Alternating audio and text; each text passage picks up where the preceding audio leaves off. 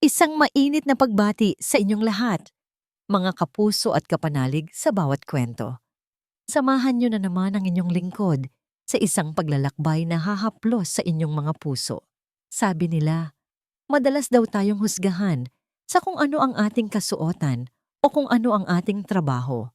Pero paano kung sa likod ng isang hamak na uniforme ay nagtatago ang isang pambihirang talino at isang pusong puno ng tapang? Halina't pakinggan natin ang kwento ni Luningning. Sa isang iglap, namatay ito. Ang ritmikong paghuni na tila tibok ng isang dambuhalang puso.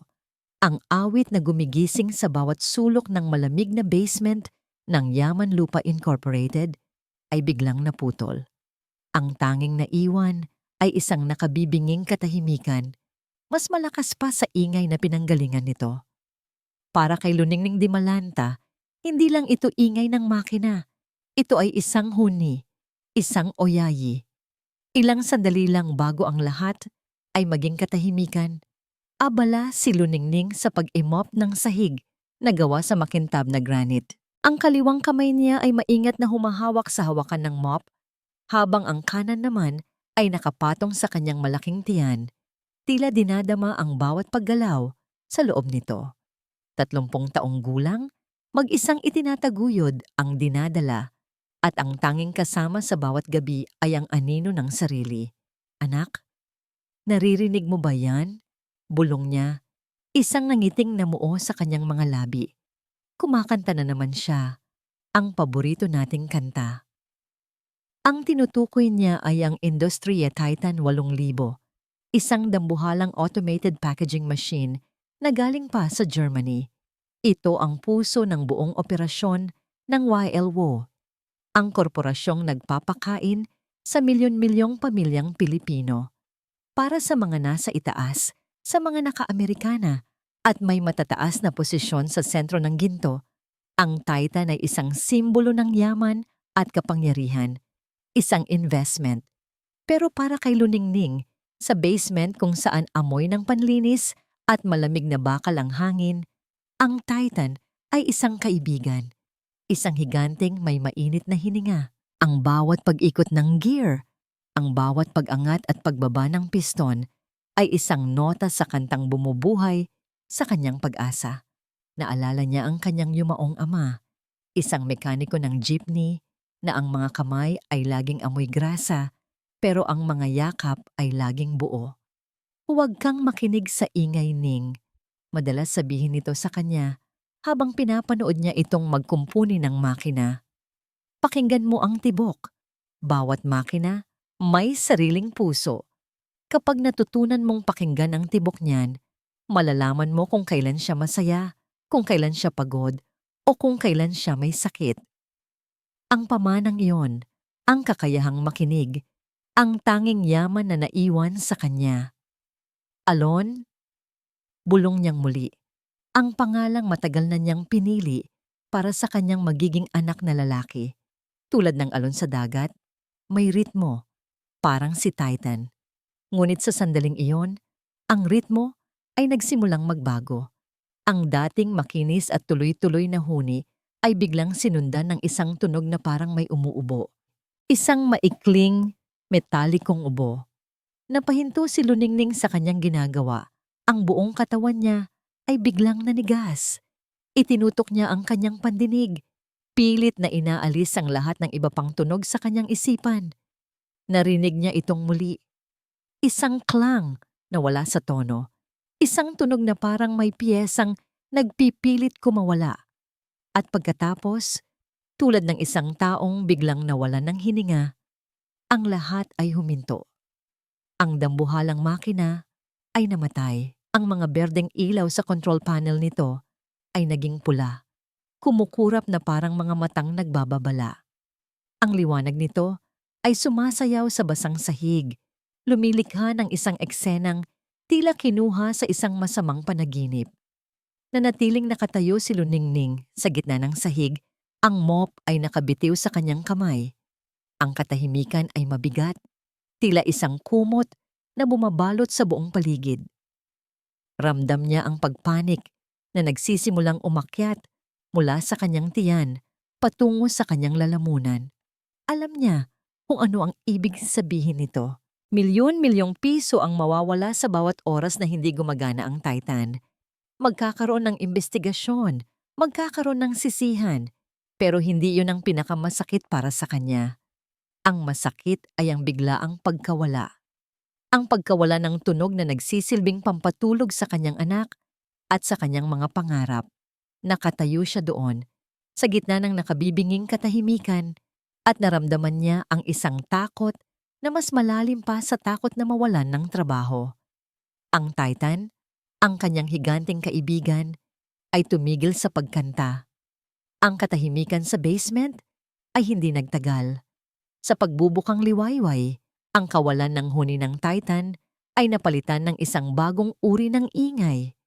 Ang ingay ng pagkasindak, ang mga yabag na nagmamadali, mga boses na puno ng pag-aalala, at ang amoy ng kape na hinaluan ng matinding tensyon ang pumuno sa bawat sulok ng gusali.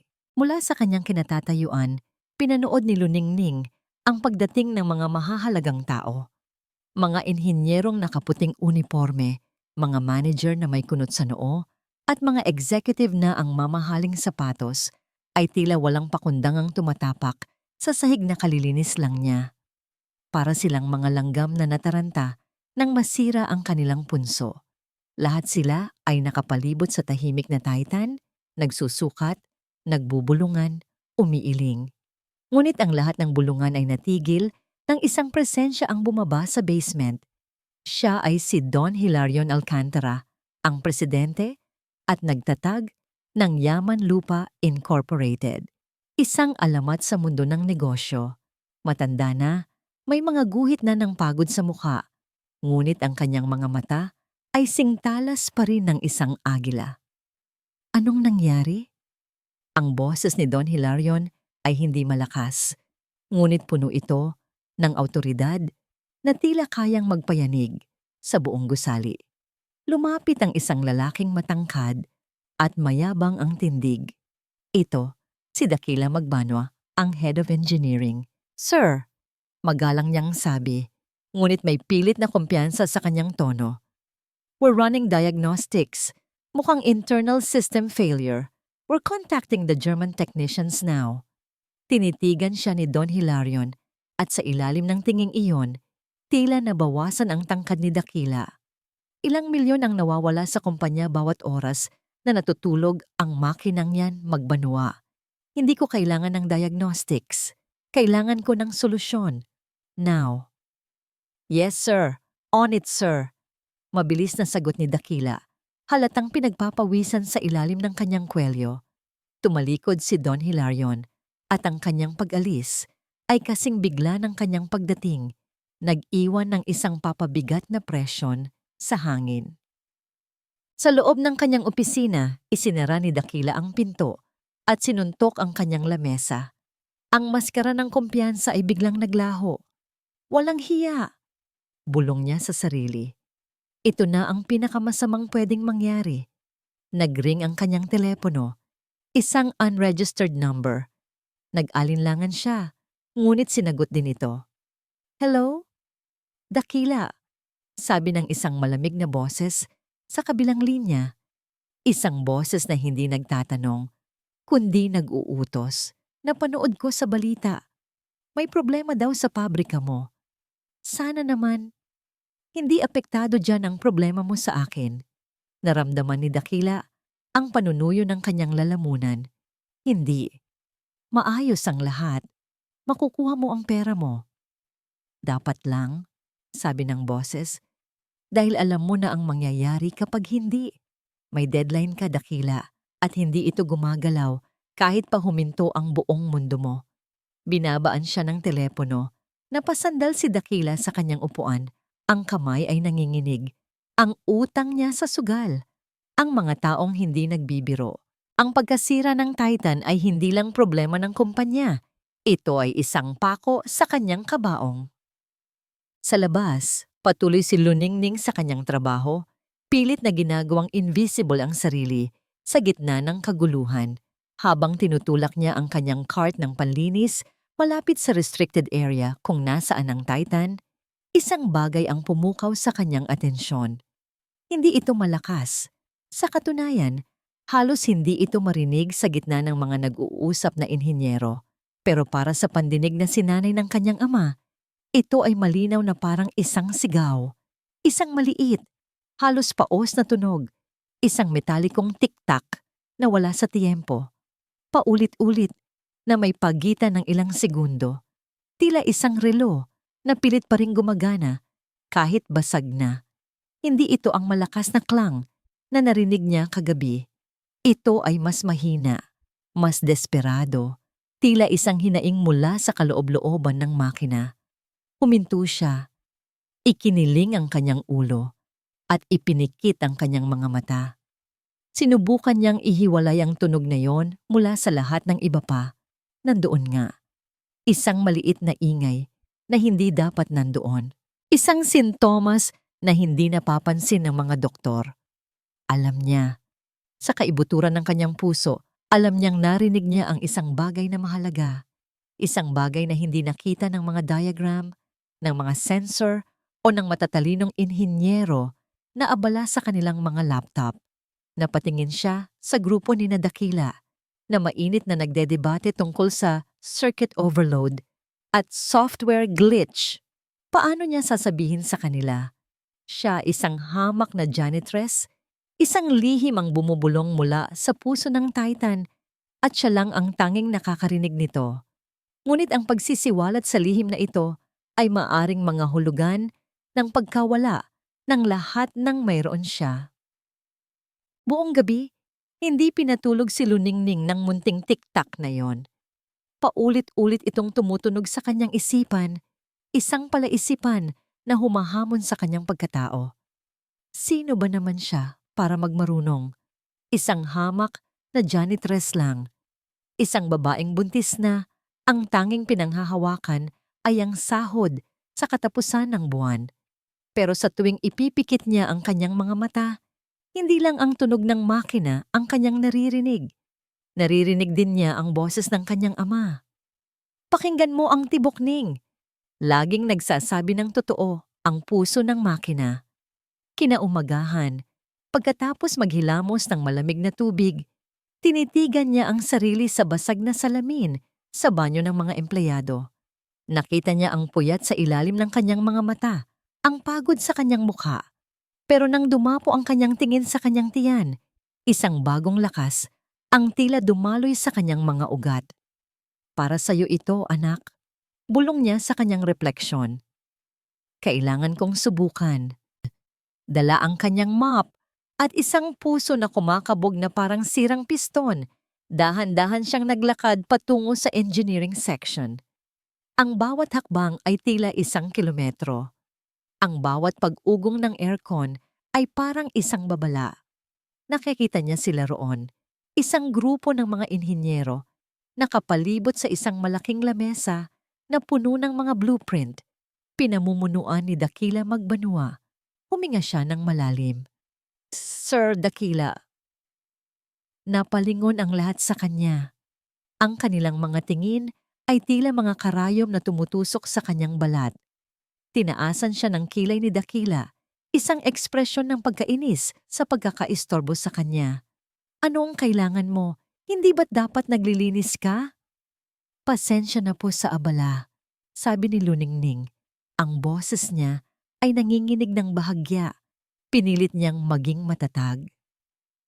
May napansin lang po ako, tungkol po sa Titan.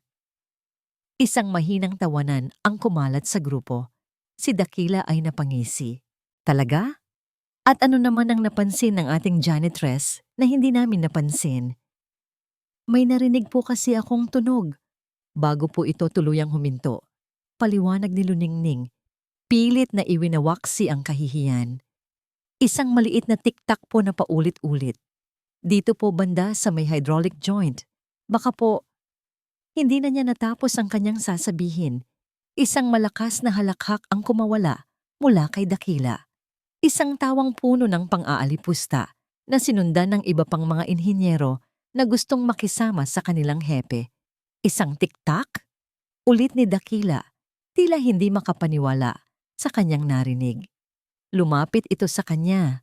Tinignan siya mula ulo hanggang paa at pagkatapos ay tumingin sa mop na hawak niya. "Makinig ka, miss," sabi ni Dakila. Ang bawat salita ay may kasamang lason. Ilang linggo nang pinag-aaralan ng mga pinakamagagaling na isip sa industriya ang problema ng makinang yan. Mga taong nag-aral sa ibang bansa, mga eksperto. Itinuro nito ang kanyang sentido. Ang kailangan dito ay utak, hindi mop. Ang mga salitang yon ay tumama kay Luningning na parang isang sampal. Mas masakit pa sa sampal. Ramdam niya ang pag-init ng kanyang mga pisngi, ang panginginig ng kanyang mga kamay. Nakita niya sa gilid ng kanyang mga mata ang ilang inhinyero na umiwas ng tingin, tila nahiya para sa kanya. Ngunit wala ni isa sa kanila ang nagsalita. "Umalis ka na," sabi ni Dakila. Iwinasiwas ang kamay na parang nagtataboy ng isang langaw. "Bumalik ka sa paglilinis ng basura. Iyon ang trabaho mo." Walang salitang lumabas sa bibig ni Luningning. Hindi dahil sa wala siyang masabi, kundi dahil sa isang malaking bukol na biglang bumarang sa kanyang lalamunan. Niyakap niya ang kanyang tiyan na para bang pinoprotektahan ang kanyang anak mula sa kahihiyang kanyang nararamdaman. Marahan siyang tumalikod. Ang bawat hakbang palayo ay isang dagok sa kanyang dignidad. Ang kanilang mga tawa ay humahabol sa kanya, bumabaon sa kanyang likuran na parang mga patalim. Nang makarating siya sa isang tagong sulok, sa isang bodega ng mga gamit panlinis, doon bumuhos ang kanyang mga luha. Hindi luha ng pagkatalo, kundi luha ng matinding sakit at galit. Isinandal niya ang kanyang noo sa malamig na pader. Ang sibilisasyon, ang edukasyon, ang magagarang damit, lahat pala iyon ay walang kwenta. Sa huli, hinuhusgahan ka pa rin nila sa kung ano ang tingin nilang kalagayan mo sa buhay. Pero habang pinupunasan niya ang kanyang mga luha, isang bagong damdamin ang pumalit sa sakit. Isang determinasyon na kasing tigas ng bakal. Hinaplos niya ang kanyang tiyan. Hindi siya papayag. Hindi siya papayag na ang anak niya ay isilang sa isang mundong ganito. Isang mundong ang kanyang ina ay tinatratong parang basura. Kung walang makikinig sa kanya, kung walang maniniwala sa kanya kung ganoon, gagawa siya ng paraan. Ang gabi ay may ibang katahimikan. Hindi na ito ang katahimikan ng pagluluksa, kundi ang katahimikan bago ang isang mahalagang desisyon. Sa kanyang maliit na quarters sa gilid ng compound ng YLE, hinintay ni Luningning na humupa ang mga ingay ng syudad at mapalitan ng malalim na paghinga ng gabi. Ang mga salita ni Dakila ay umuulit-ulit sa kanyang isipan. Hindi na parang mga patalim na sumusugat, kundi parang gasolinang nagsisindi sa isang apoy na matagal nang natutulog sa kanyang dibdib. Utak, hindi mop, basura. "Ipapakita ko sa kanila," bulong niya habang marahang isinusuot ang kanyang lumang rubber shoes. "Ipapakita ko sa kanila kung ano ang kayang gawin ng isang basurero." Gamit ang isang service key na para lamang sa mga utility closet, nagawa niyang makapasok muli sa basement. Ang hangin ay mas malamig kaysa dati. Ang tanging liwanag ay nagmumula sa mga pulang emergency light at sa paminsan-minsang pag-ikot ng sinag ng flashlight mula sa gwardiyang nagroronda sa itaas. Ang bawat anino ay tila isang kalaban. Ang bawat patak ng tubig mula sa isang tumutulong tubo ay parang putok ng baril sa kanyang pandinig. Sa tuwing maririnig niya ang mga yabag ng gwardiya, mabilis siyang nagtatago sa likod ng malalaking bariles, pinipigil ang kanyang paghinga. Ang isang kamay ay mahigpit na nakahawak sa kanyang tiyan. "Huwag kang malikot, anak. Tulungan mo si nanay."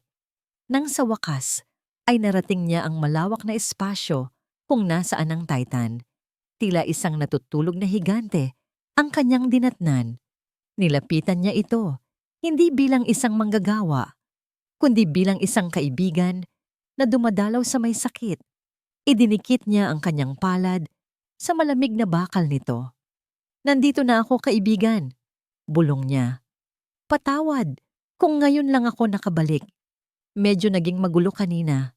Ipinikit niya ang kanyang mga mata at sinubukang alalahanin ang eksaktong lokasyon kung saan niya huling narinig ang tiktak.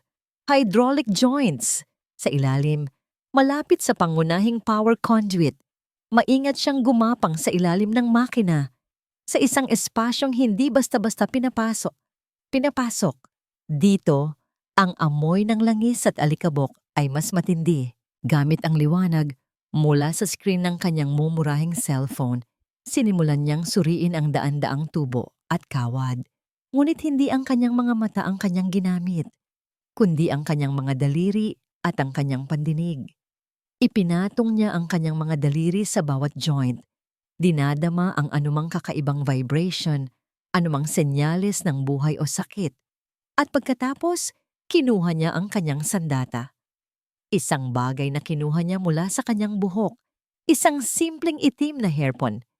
Itinukod niya ang dulo ng hairpin sa isang partikular na joint.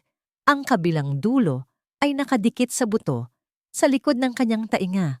Isang lumang trick na natutunan niya sa kanyang ama para palakasin ang tunog ng metal. At narinig niya ito, ang multo ng tunog. Mahina, pero nandoon. Tik-tak. Sinundan niya ang pinagmumulan nito at doon niya natagpuan isang bolt, isang hex bolt sa isa sa mga pinakamahalagang hydraulic coupling. Sa unang tingin, mukha itong normal. Pero nang suriin niya itong mabuti, napansin niya ang isang bagay na hindi tama. Ang paligid ng bolt ay mas malinis kumpara sa iba. May mga bagong gasgas sa pintura, napakaliit, tila gawa ng isang tool na minadali. At nang subukan niyang pihitin ito gamit ang kanyang mga daliri, gumalaw ito. Maluwag.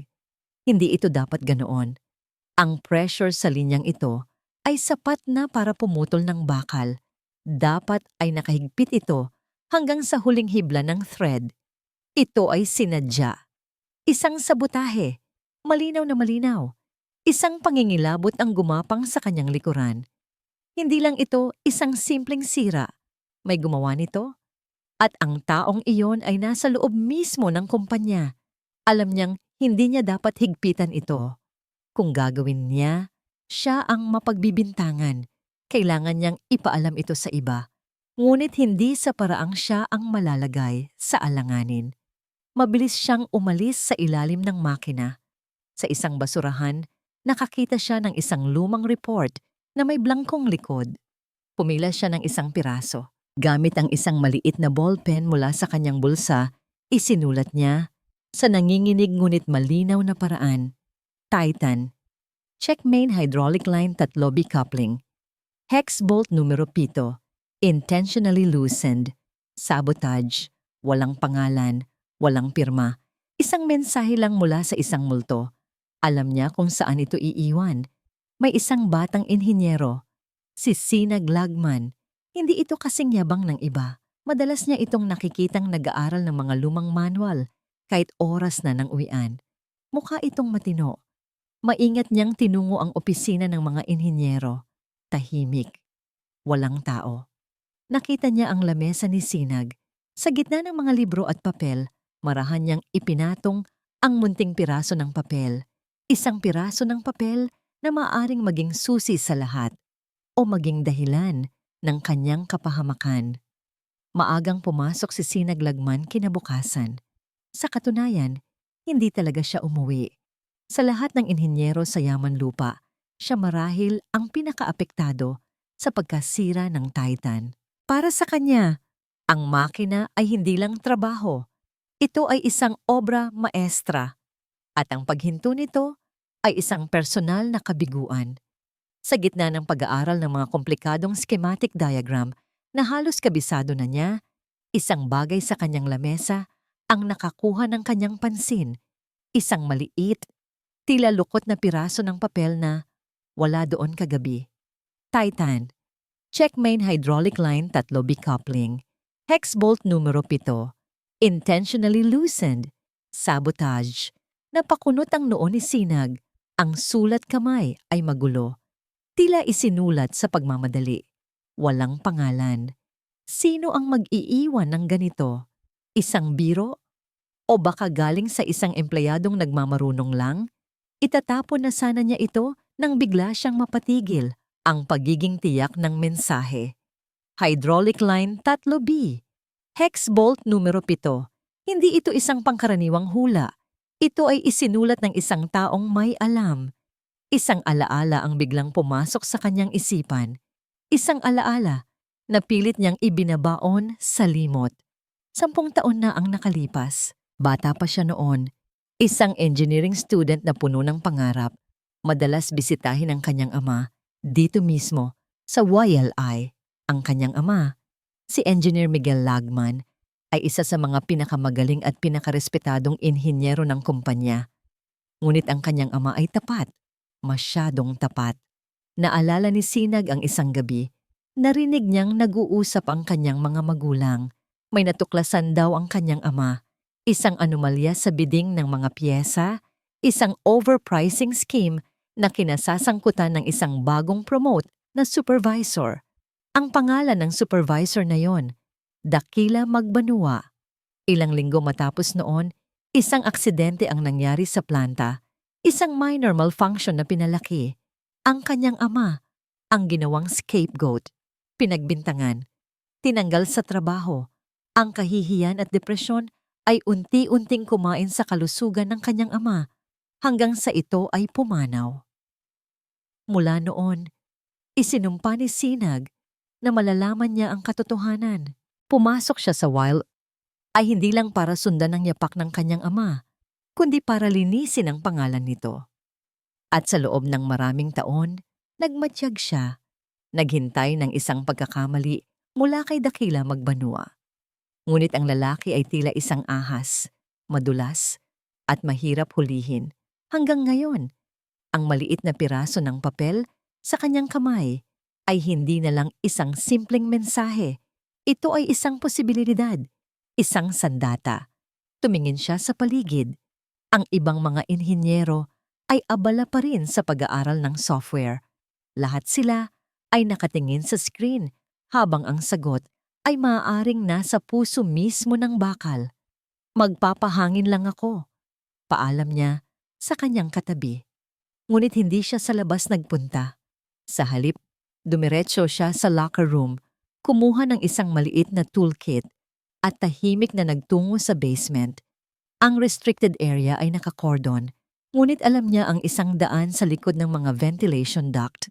Sa ilalim ng malaking makina, ang tanging ilaw niya ay isang maliit na penlight. Sinundan niya ang mga linya ng tubo. Ang puso niya ay kumakabog. Hydraulic line 3B. Nakita niya ito. Binilang niya ang mga bolt. 1, 2, 3. 7. Hex bolt numero 7. Naroon ito. Mukhang normal. Ngunit ang mga mata ni Sinag na sinanay ng kanyang ama ay nakakita sa mga bagay na hindi nakikita ng iba. Ang mga halos invisible na gasgas, ang kakaibang kintab. Kumuha siya ng isang maliit na wrench mula sa kanyang kit. Maingat niyang inilapat ito sa bolt. Hindi niya ito hihigpitan.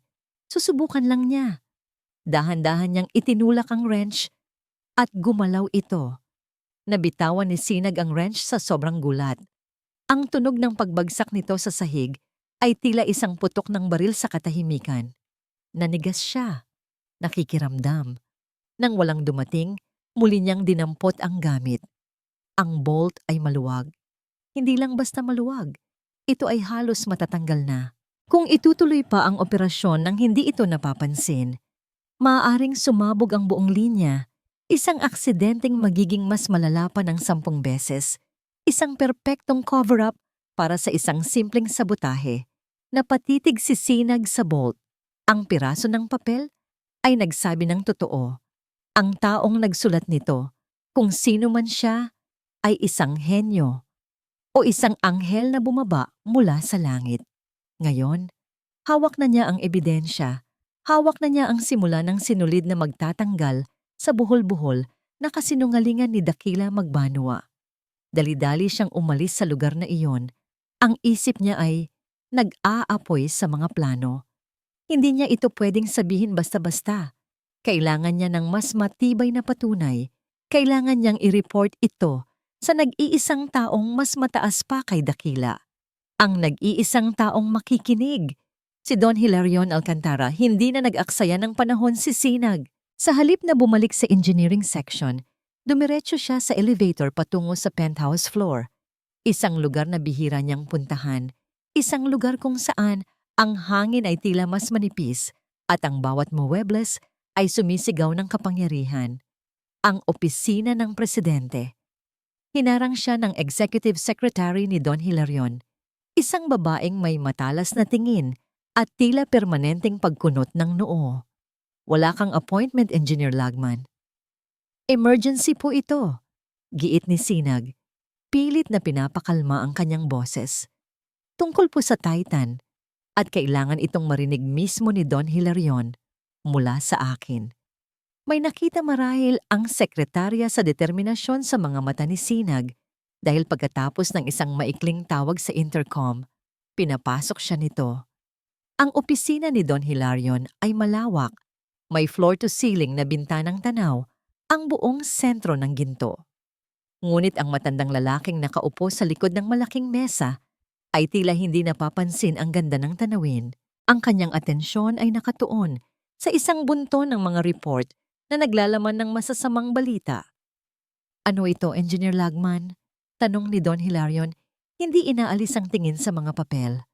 Ang sabi ng sekretarya ko, emergency daw. Huwag mong sabihing sasabihin mo lang sa akin ang sinabi na ng German technician sa email na wala silang ideya kung ano ang problema. Huminga ng malalim si Sinag. Hindi po, sir. Dahil alam ko na po kung ano ang problema. Doon lang nag-angat ng tingin si Don Hilarion. Ang kanyang mga mata ay naniningkit. Hindi po ito system failure at hindi rin po ito aksidente. Diretsong sabi ni Sinag. Maingat niyang inilabas mula sa kanyang bulsa ang isang maliit na plastic bag. Sa loob nito ay ang maluwag na hex bolt na kinuha niya bilang ebidensya. Inilapag niya ito sa makintab na lamesa ni Don Hilarion. Ito po ang problema, sir, sabi ni Sinag. Isang sabotahe. Ikinuwento ni Sinag ang lahat. Ang tungkol sa misteryosong piraso ng papel, ang kanyang pag-iimbestiga, at ang kanyang natuklasan. Hindi niya binanggit ang tungkol sa kanyang ama o ang kanyang personal na hinala kay Dakila. Ang ebidensya muna. Habang nagsasalita si Sinag, unti-unting nagbago ang ekspresyon ni Don Hilarion. Ang pagod sa kanyang muka ay napalitan ng isang malalamig na galit. Isang galit na mas nakakatakot kaysa sa pagsigaw. Kinuha niya ang plastic bag at sinuri ang bolt.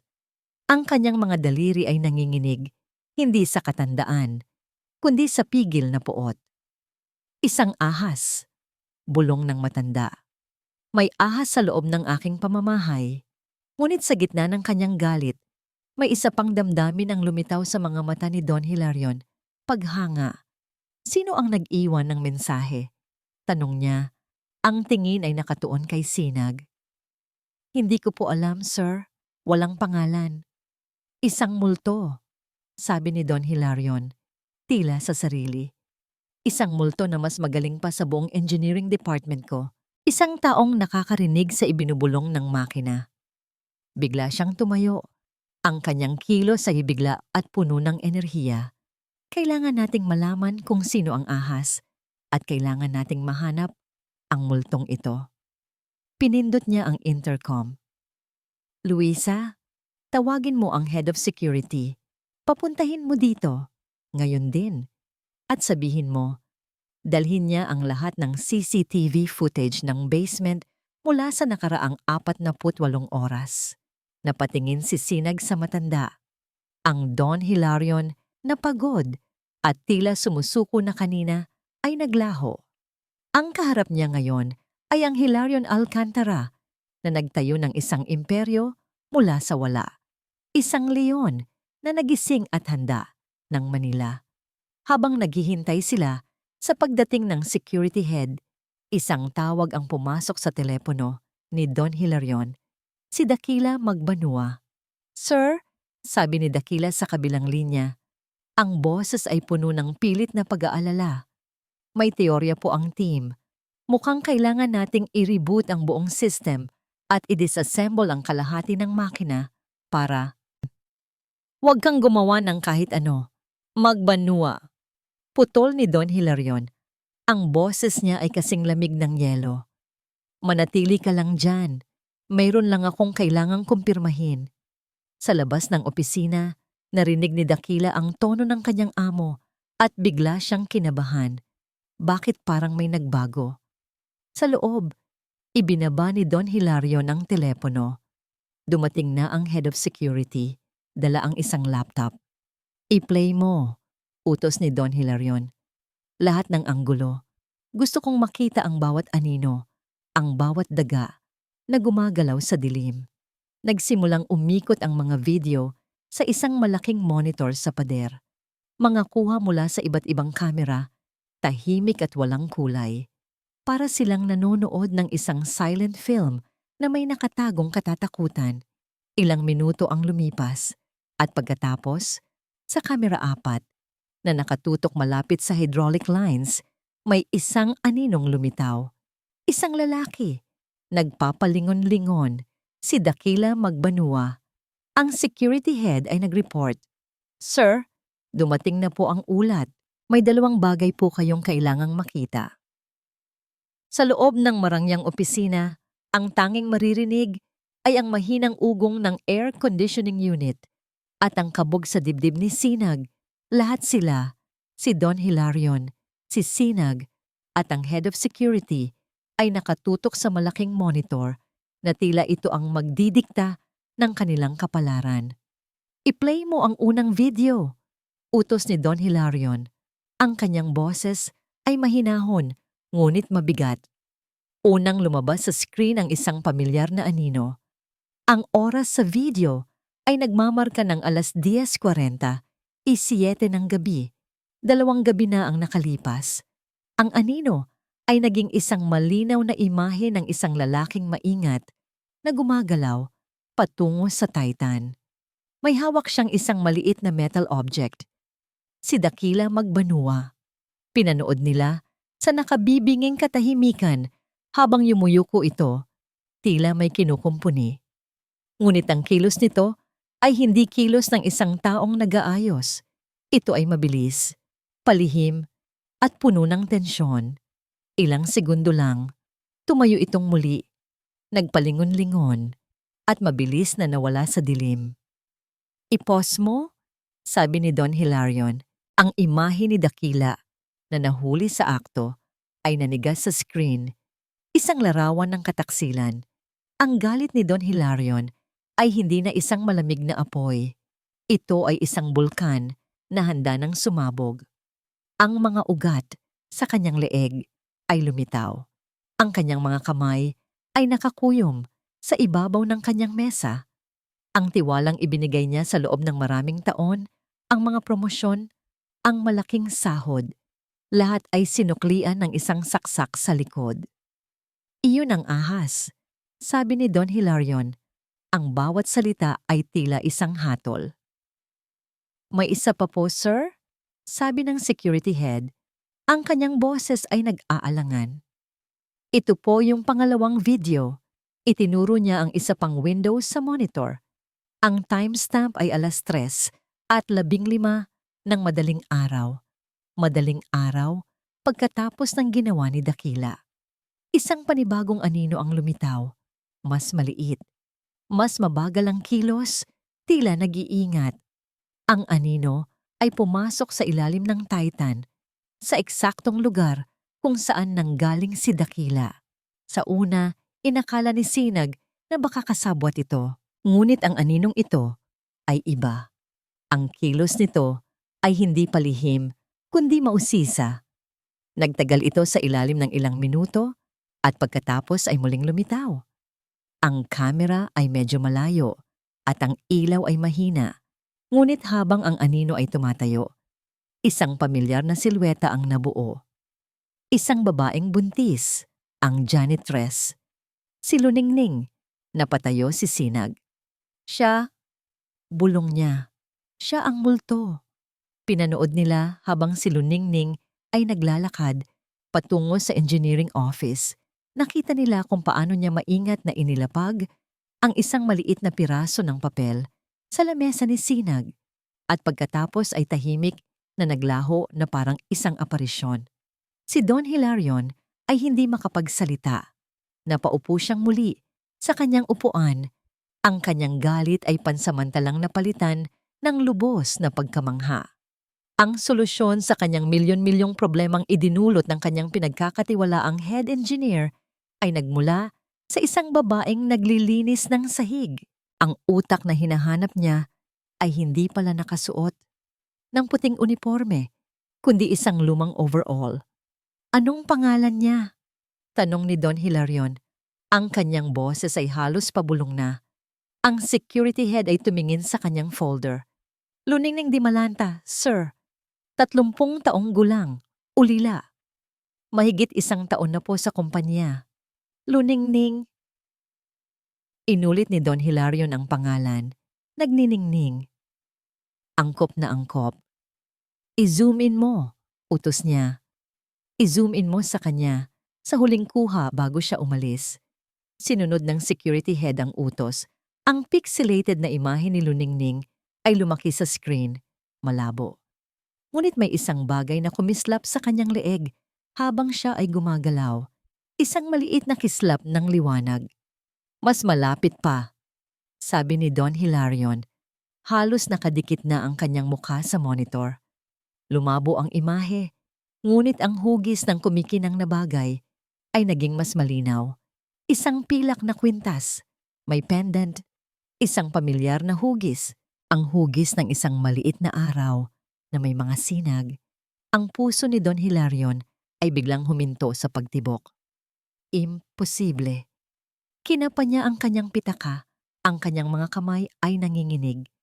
Inilabas niya ang isang luma at kupas ng larawan, ang nag-iisang larawan ng kanyang anak na babae, si Amorosa, na lagi niyang dala. Sa larawan, ang dalagang si Amorosa ay nakangiti at sa kanyang leeg ay nakasabit ang isang pilak na kwintas na may pendant na hugis araw. Isang kwintas na siya mismo ang nagdisenyo at nagpagawa para sa 18 kaarawan nito. Isang kwintas na isinuot nito noong araw na ito ay umalis ng bahay at hindi na kailanman bumalik. Hindi maari, bulong ni Don Hilarion. Ang kanyang hininga ay tila naubos. Pwede ba talagang? Ang tingin niya ay nagpabalik-balik mula sa kupas na larawan sa kanyang kamay patungo sa malabong imahe sa screen. Ang 2 kwintas ay iisa. Nalimutan niya ang tungkol kay Dakila. Nalimutan niya ang tungkol sa Titan. Sa sandaling iyon, iisa lang ang nasa isip niya. Hanapin ninyo siya. Utos niya sa kanyang sekretarya sa intercom. Ang kanyang boses ay basag at puno ng isang emosyon na hindi pa kailanman narinig mula sa kanya. Hanapin ninyo si Luningning Dimalanta at dalhin ninyo siya rito. Ngayon din. Walang kamalay-malay si Luningning sa bagyong namumuo sa penthouse floor. Para sa kanya, ang araw na yon ay mas masahol pa kaysa sa dati. Ang bawat anino sa pasilyo ay tila may kasamang panganib. Ang bawat pag-uusap na biglang humihinto kapag siya ay dumadaan ay parang isang hatol. Ang balita na malapit ng maayos ang Titan ay kumalat na. Ngunit sa halip na magdulot ng ginhawa, nagdulot ito ng takot sa kanya. Alam niyang hindi ito naayos sa pamamagitan ng software. Alam niyang may nakabasa ng kanyang mensahe. At kung sino man iyon, alam din niya na may malalaman silang katotohanan. Isang katotohanang maaaring bumalik sa kanya. Paano kung isipin nilang kasabwat siya?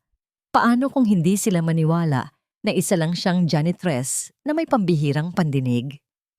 Ang kanyang pagkabalisa ay lalong lumala nang makasalubong niya si Dakila Magbanua sa isang hindi gaanong dinadaanan na service hallway. Mag-isa lang ito at ang nangiti sa mukha nito ay hindi umabot sa kanyang mga mata. Luningning, hindi ba? Sabi nito. Ang boses ay tila pulot ngunit may nakatagong lason. Hinarangan nito ang kanyang daan. Napaurong si Luningning. Ang kanyang likod ay tumama sa malamig na pader. Sir Dakila, narinig ko. May sinabi ka raw kahapon. Pagpapatuloy nito, dahan-dahang lumalapit. Tungkol sa isang tiktak. Alam mo, sa lugar na ito, mapanganib ang masyadong maraming naririnig. Wala po akong alam sa sinasabi ninyo. Mabilis na tanggi ni Luningning. Ang kanyang puso ay nagsimulang tumakbo. Tumawa ng mahina si Dakila. Ganoon ba? Mabuti naman kung ganoon. Itinukod nito ang isang kamay sa pader. Sa tabi mismo ng ulo ni Luningning, ikinukulong siya. Dahil alam mo, dito sa YLI, ang mga taong hindi alam kung saan sila lulugar. Madalas, nagkakaroon sila ng mga di inaasahang aksidente. Ang kanyang mga mata ay bumaba sa nakaumbok na tiyan ni Luningning, lalo na kung meron silang inspirasyong dapat protektahan. Isang malamig na takot ang gumapang sa buong katawan ni Luningning. Hindi na ito isang simpleng pananakot tungkol sa trabaho. Ito ay isang direktang banta, isang babala. Nang sa wakas ay umalis si Dakila, iniwan siyang nanginginig at nanghihina. Napahawak siya sa kanyang tiyan. Ang kanyang mga daliri ay namumutla. Nagkamali siya.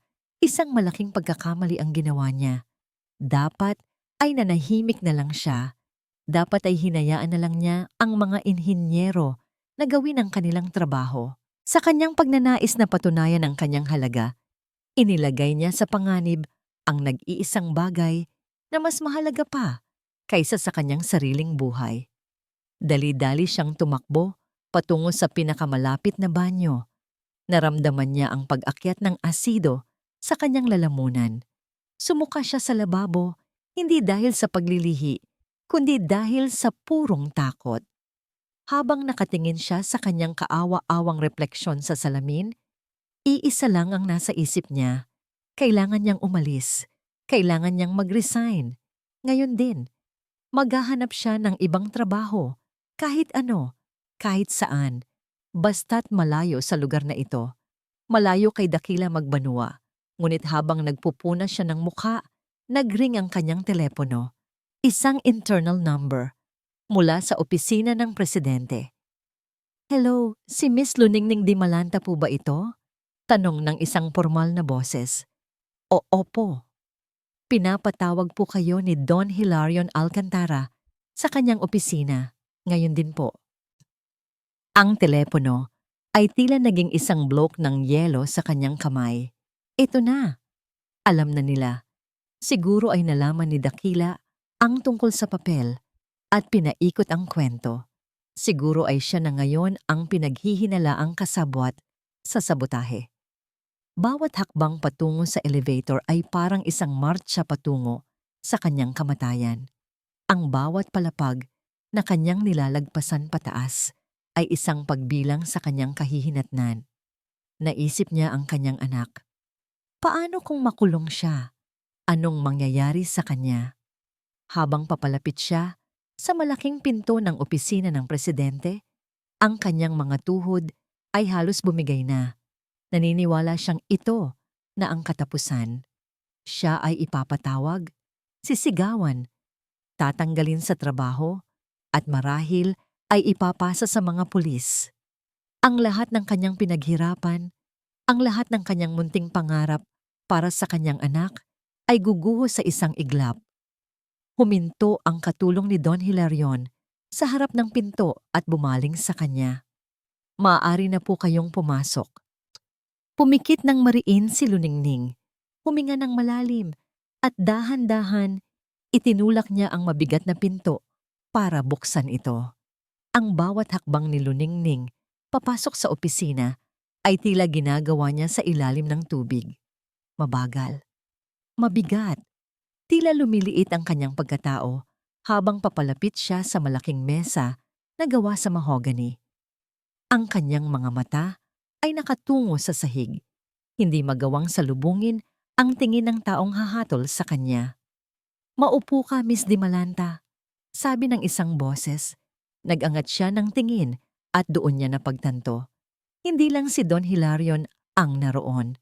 Sa isang sulok ay nakatayo si Sinag Lagman, ang batang inhinyero na may ekspresyong hindi niya mabasa. At sa isang upuan, sa harap ng mesa, nakaupo ang isa pang tao, si Dakila Magbanua. Ngunit ang Dakila na nakita niya ay iba na. Wala na ang yabang, ang mapanlait na ngiti. Ang kanyang mukha ay kasing putla ng papel. Ang kanyang mamahaling damit ay tila kulubot dahil sa pawis. Ang kanyang mga mata ay nanlalaki sa takot. Sa isang iglap, naunawaan ni Luningning. Hindi lang siya ang ipinatawag dito para sa paghuhukom. Nananatiling nakatayo si Don Hilarion. Ang kanyang mga kamay ay nasa kanyang likuran. Ang kanyang tindig ay parang isang general bago ang isang digmaan. Hindi siya tumingin kay Luningning. Ang kanyang mga mata, na parang mga nagbabagang uling, ay nakatuon lamang kay Dakila. "Magandang umaga, Magbanua," sabi ni Don Hilarion. Ang boses niya ay mapanganib na kalmado.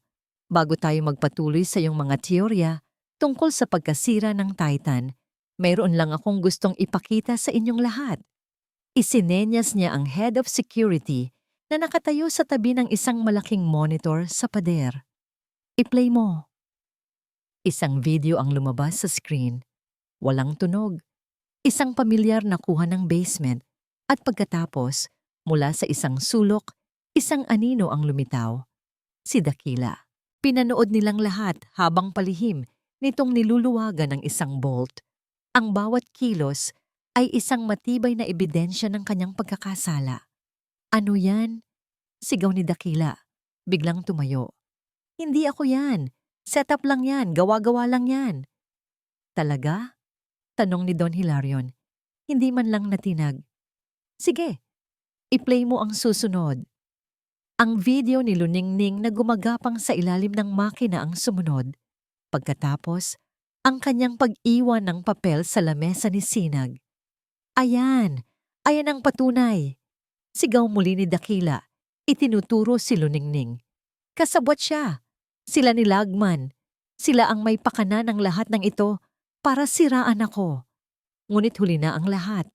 Ang kanyang mga pagsisinungaling ay hungkag at desperado. "Tapos ka na?" malamig na tanong ni Don Hilarion. Lumakad ito palapit kay Dakila at sa bawat hakbang nito, tila umurong ang natitirang tapang ng head engineer. "Sa loob ng 15 taon, itinuring kitang isang anak.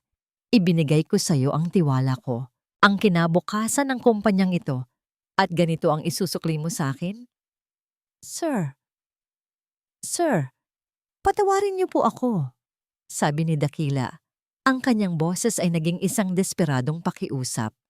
Lumuhod ito sa sahig, pilit na inaabot ang mga sapatos ni Don Hilarion. "Nagipit lang po ako, sir. May mga utang. Parang awa niyo na, sir. May pamilya po ako." Ang pagmamakaawa niya ay sinalubong ng isang nakabibinging katahimikan. Tumingin si Don Hilarion sa 2 security guard na nakatayo malapit sa pinto. "Kunin niyo na ang basurang ito." Utos niya. Ang boses ay walang anumang bahid ng awa. "Dalhin niyo siya sa mga pulis. Siguraduhin ninyong hindi na siya makakatapak pa kahit kailan sa pamamahay ko."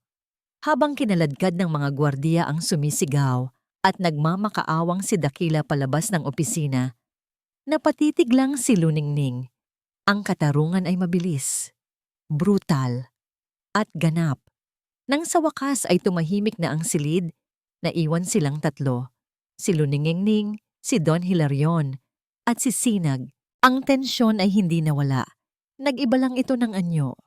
Naramdaman ni Luningning ang pagbalik ng kanyang takot. Ngayong tapos na ang isyu kay Dakila, siya naman ang susunod. Ngunit nang humarap sa kanya si Don Hilarion, wala na ang galit sa mga mata nito. Napalitan ito ng isang bagay na mas malalim, isang bagay na hindi maipaliwanag, isang pinaghalong pag-asa at kalungkutan.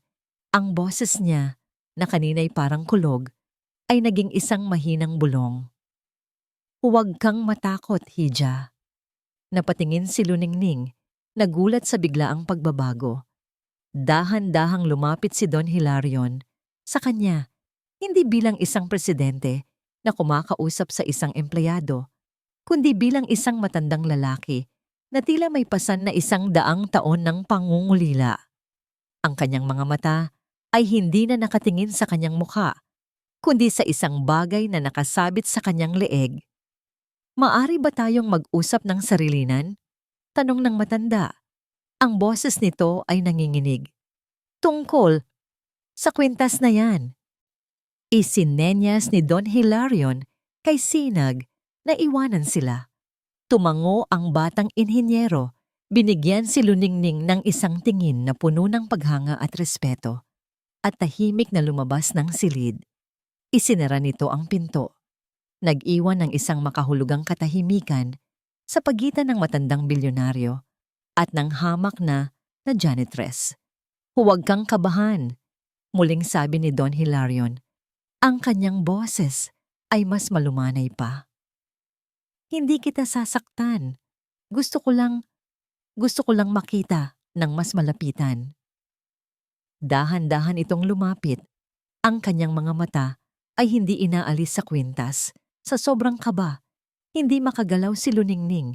Hinayaan lang niya ang matanda na pagmasdan ang maliit na alahas na isinabit sa kanya ng kanyang ina bago ito mamaalam.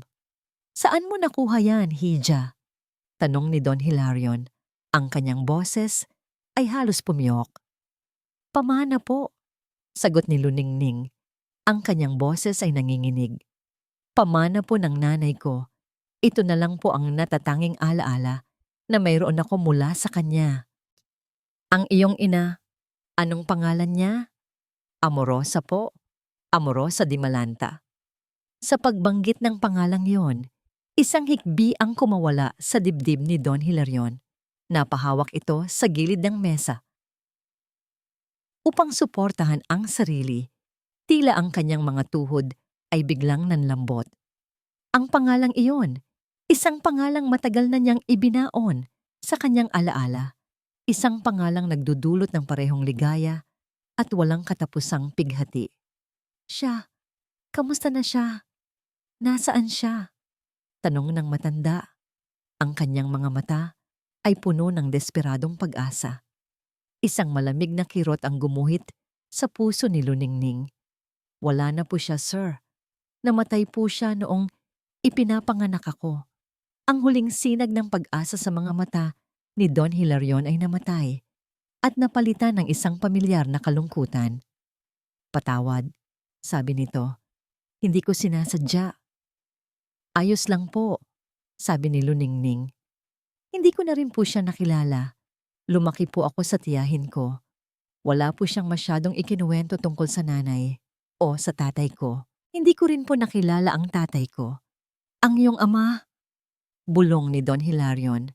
"Alam mo ba kung ano ang trabaho niya?" Umiling si Luningning. "Ang sabi lang po ng tiyahin ko, isa po siyang mahirap na mekaniko." Ang mga salitang mahirap na mekaniko ay tumusok sa puso ni Don Hilarion na parang punyal. Iyon ang mga eksaktong salita na ginamit niya maraming taon na ang nakalipas. Ang mga salitang naging dahilan ng lahat. Nanginginig ang mga kamay. Binuksan ni Don Hilarion ang isang drawer sa kanyang mesa. Mula rito, kinuha niya ang kanyang pitaka at inilabas ang kupas na larawan ni Amorosa. Dahan-dahan, inilapag niya ito sa lamesa, sa harap mismo ni Luningning. "Ito ba ang iyong ina?" Tumingin si Luningning sa larawan. Isang magandang dalaga na may mga matang puno ng buhay at isang ngangiting nakakahawa ang nakatitig pabalik sa kanya. At sa leeg nito, nakasabit ang isang pamilyar na alahas, ang kanyang kwintas. Ang hangin ay tila naubos sa kanyang mga baga. Ang mukha sa larawan ay isang bersyon ng sarili niya. Isang bersyon na hindi pa pagod, hindi pa sinubok ng mundo. Ang mga mata. Iyon ang kanyang mga mata. "Oo po," utal niya. Ang mga luha ay nagsimulang mamuo sa gilid ng kanyang mga mata. "Siya nga po." Hindi na napigilan ni Don Hilarion ang sarili. Ang damdaming kinimkim niya sa loob ng 30 taon ay bumuhos na parang isang sirang dam. Humagulgol siya, isang tunog ng isang amang nawalan, isang pusong nasugatan. "Anak ko," sabi niya sa gitna ng kanyang mga hikbi. "Si Amorosa, anak ko siya." Natigilan si Luningning. Ang kanyang isip ay pilit na pinoproseso ang kanyang narinig. Kung si Amorosa ay anak niya, ibig sabihin, nag-away kami. Pagpapatuloy ni Don Hilarion, ang kanyang boses ay basag. Dahil sa lalaking mahal niya, isang mekaniko. Sinabi ko sa kanya na hindi sila bagay, na sinisira niya ang kanyang kinabukasan. Nagbitaw ako ng masasakit na salita. Mga salitang pinagsisihan ko sa buong buhay ko. Umalis siya ng bahay ng gabing iyon. Pagkatapos ng ilang linggo, nabalitaan na lang namin na isa siya sa mga biktima ng lumubog na ferry. Hindi na nakita ang katawan niya. Inakala naming patay na siya. Tumingin siya kay Luningning. Ang kanyang mga mata ay isang pinaghalong sakit at hiwaga. Pero hindi pala. Nabuhay siya at ibinigay kanya sa mundo. Ang katotohanan ay bumagsak kay Luningning na may bigat ng isang bundok. Ang makapangyarihang Don Hilarion Alcantara, ang presidente ng Waiwu Zari, ay kanyang lolo. Ang dugo na dumadaloy sa kanyang mga ugat ay dugo ng mga Alcantara. Siya na naglilinis ng sahig ng gusaling ito ay isa sa mga tagapagmana nito. Ako po ang apo ninyo, bulong niya, hindi makapaniwala. Tumango si Don Hilarion. Ang mga luha ay patuloy na dumadaloy sa kanyang mga pisngi. Lumapit ito at niyakap siya. Sa una, nanigas si Luningning, hindi sanay sa ganoong paglalambing. Ngunit nang maramdaman niya ang panginginig ng katawan ng matanda, ang bigat ng kanyang kalungkutan, unti-unti niyang itinaas ang kanyang mga kamay at yumakap pabalik. Sa gitna ng marangyang opisina, sa tuktok ng isang imperyo ng pagkain at yaman, 2 taong pinaghiwalay ng panahon at trahedya ang nag-iiyakan. Umiiyak para sa isang anak na nawala. Umiiyak para sa isang ina na hindi nakilala. Umiiyak para sa mga tao ng pangungulila. Maria Elena, bulong ni Don Hilarion, binabanggit ang buong pangalan ng kanyang anak. Amorosa Maria Elena, Luningning, Buenaventura, Alcantara. Sa isang iglap, nagbago ang lahat. Ang babaeng walang pangalan, ang ulilang janitress, ay nagkaroon ng pamilya, nagkaroon ng nakaraan, at isang kinabukasan na hindi niya kailanman pinangarap. Ang balita ay kumalat sa buong Yaman Lupa Incorporated na parang isang wildfire. Sa una, ito ay mga bulungan sa mga sulok at sa pantry. Pagkatapos, naging isang opisyal na memo mula sa opisina ng presidente. Si Luningning Dimalanta, ang janitress, ay ipinakilala bilang si Maria Elena Luningning Alcantara, ang nawawalang apo, ang nag-iisang tagapagmana. Ang pagbabago ay biglaan at nakakalula. Isang araw, nag-imop si Luningning ng sahig. Kinabukasan, nakaupo na siya sa isang malaking conference room. Suot ang isang disenteng maternity dress na personal na pinili para sa kanya ng assistant ni Don Hilarion. Ang mga taong dati ay hindi man lang siya tinitignan, ngayon ay bumabati sa kanya ng may ngiti at paggalang. Ito ay isang mundong dayuhan sa kanya.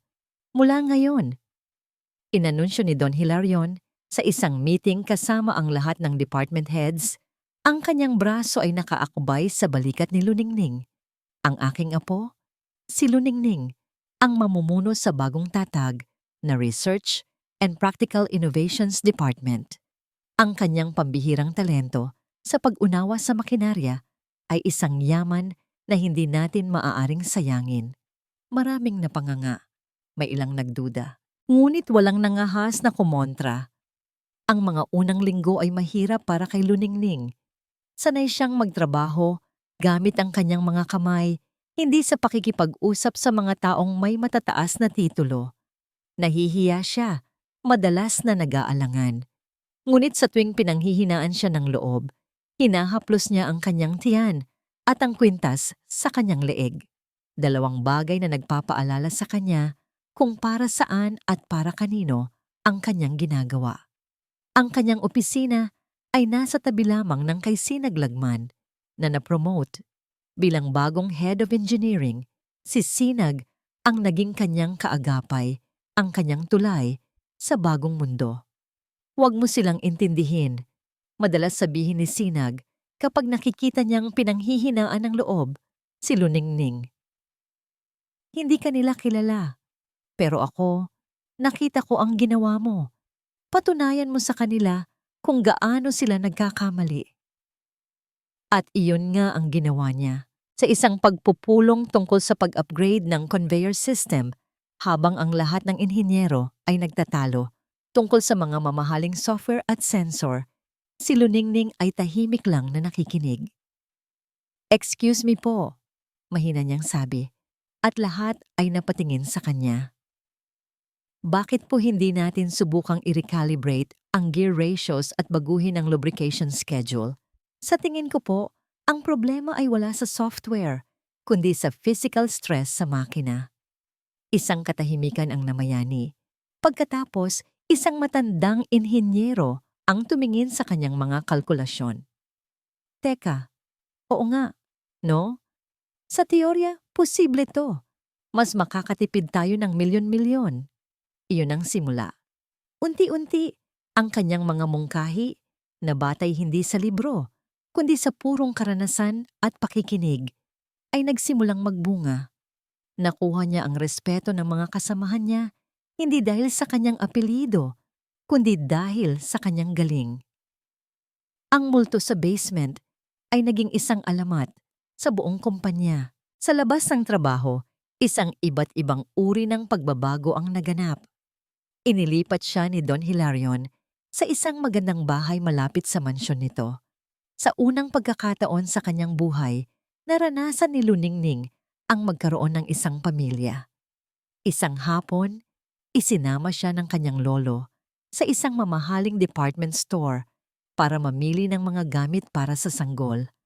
Habang hawak ni Don Hilarion ang isang napakaliit na pares ng medyas, may ngiti sa kanyang mga labi. Isang tunay na ngiti na tila nabura ang mga taon ng kalungkutan sa kanyang mukha. "Hindi ko ito nagawa para sa nanay mo," sabi ng matanda. Ang boses ay puno ng emosyon. "Salamat, Apo. Salamat at binigyan mo ako ng pangalawang pagkakataon." Nang gabing iyon, habang nakatayo si Luningning sa harap ng isang malaking salamin sa kanyang bagong silid, tinitigan niya ang kanyang refleksyon. Wala na ang uniforme ng janitress, wala na ang anino ng takot at pag-aalinlangan sa kanyang mga mata. Ang babaeng nakatitig pabalik ay isang ina, isang leader, isang Alcantara. Ngumiti siya. Biglang pumasok si Don Hilarion sa kanyang silid. May dalang isang maliit at lumang susi. "Mayroon akong ibibigay sa'yo," sabi nito. "Ito ang susi sa lumang talyer ng tatay mo. Hindi ko ito ginalaw mula nang mangyari ang lahat. May mga naiwan siyang gamit doon. Sa tingin ko, panahon na para makita ng kanyang anak ang mga ito." Hinawakan ni Luningning ang malamig na susi, isang piraso ng metal na magkokonekta sa kanya sa huling piraso ng kanyang nakaraan na hindi pa niya natutuklasan. Ang lumang talyer ay nasa isang tahimik na distrito ng Maynila. Isang lugar na tila hindi inabot ng pagbabago ng panahon. Maliliit ang mga kalye at ang amoy ng langis at bakal ay nakahalo sa hangin. Nang buksan ni Luningning ang kinakalawang na pinto, gamit ang lumang susi, isang sinag ng liwanag ang pumasok at tumama sa alikabok na lumulutang sa hangin. Tila mga bituin sa isang maliit na kalawakan. Ang lugar ay eksakto, tulad ng paglalarawan sa kanya ng kanyang lolo. Isang mundo ng mga piyesa, makina, at mga pangarap ng isang simpleng mekaniko. Sa isang sulok, may isang lumang motorsiklo na tila hindi natapos buuin. Sa mga pader, nakasabit ang mga tool na maayos na nakaayos. Bawat isa ay may bakas ng paggamit at pag-aalaga. Ngunit ang pinakanakakuha ng kanyang pansin ay isang malaking mesang gawa sa kahoy sa gitna ng talyer. Sa ibabaw nito, nakalatag ang mga blueprint. Hindi mga blueprint ng mga kotse o jeep, kundi mga disenyo para sa mga kakaibang makina. Isang automated na panlinis ng gulay, isang maliit na rice harvester na kayang gamitin ng isang tao. At sa tabi ng mga ito, may isang makapal na notebook. Maingat na binuklat ni Luningning ang notebook. Ang mga pahina ay puno ng mga kalkulasyon, mga sketch at mga sulat kamay ng isang taong pamilyar ngunit dayuhan sa kanya. Ang kanyang ama. Ito ang kanyang utak, ang kanyang kaluluwa. Sa isang pahina, may isang sulat na tila hindi natapos. Para sa iyo, aking amorosa, at sa ating munting anghel, hindi man ako mayaman, hindi man ako makapangyarihan, pero balang araw, itong mga kamay na ito, itong mga kamay na puno ng grasa, ang gagawa ng isang kinabukasan para sa inyo, isang makinang babago sa mundo. Niyakap ni Luningning ang notebook sa kanyang dibdib. Ang mga luha ay tahimik na dumadaloy sa kanyang mga pisngi. Hindi man niya nakilala ang kanyang ama, ngunit sa sandaling iyon, naramdaman niya ang kanyang presensya. Naramdaman niya ang kanyang pagmamahal, ang kanyang mga pangarap.